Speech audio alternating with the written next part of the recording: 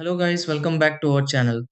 When you are setting up your Xfinity router and you see an orange blinking light, it usually means the router is trying to connect but something is not fully complete yet. This can happen during the initial setup when the device is still searching for a stable internet signal or trying to sync with the network. Many users think something is broken when they see this light, but in most cases it is just a setup or connection issue. The router may not be properly connected to the cable line, or the activation process might not be finished. Sometimes it can also happen due to loose cables, slow signal detection, or network delay from the service provider. It is important to check everything step by step instead of restarting randomly.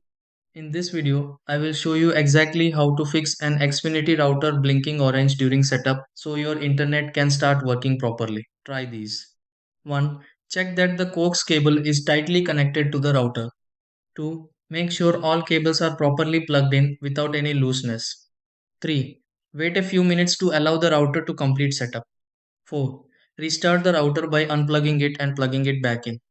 Number 5. Complete the setup process using the official Xfinity app or website. 6. Confirm the light changes to stable white or normal status.